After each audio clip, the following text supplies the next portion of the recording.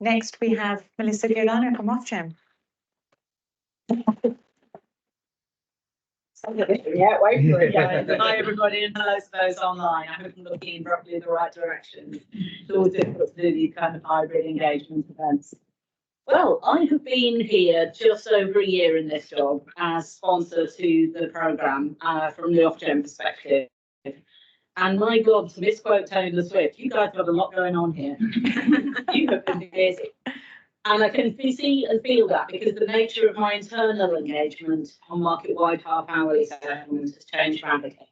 When I started, there were tons of meetings, lots of detail, Ofgem angst about, is this going okay? Will this be on time? How do we plan for these things? How do we check and control everything?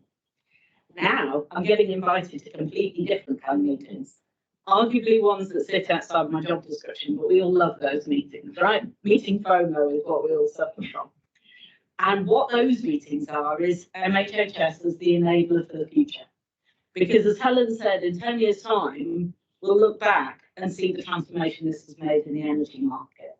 And to me, I don't think I'm exaggerating when I say that this is absolutely transformational in the whole philosophy of how you deliver electricity to customers.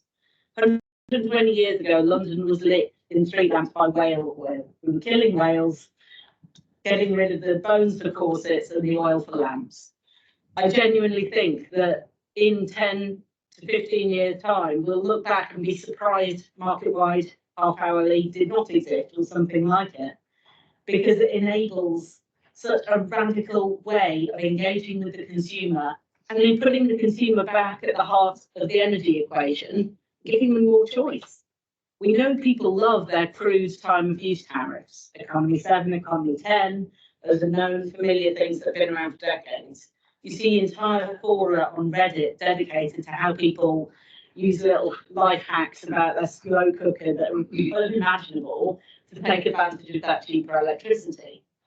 And I think MHHS really enables that transformation at scale for the whole of GB, and not just for our high-end EV and PV, very sophisticated, relatively high-income, very engaged consumers, but also consumers of a completely demographic who are watching every single penny roll off that smart meter, and therefore they too are net zero heroes by dint of wanting to kind of conserve energy and use energy only when it's cheapest.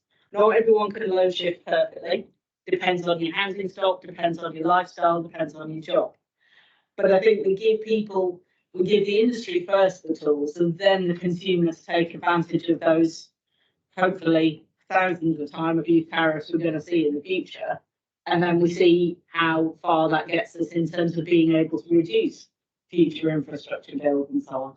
So what you guys are doing is you go into your many, many meetings and your many, many program subgroups, thinking, oh, goodness, need another copy to get through this soup of acronyms.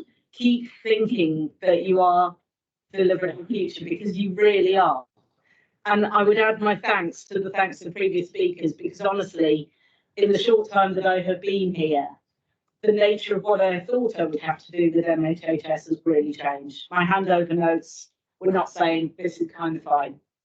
My handover notes were saying this is a programme at risk. There are lots of some problems here. We may need to step in and sort things out and do stuff.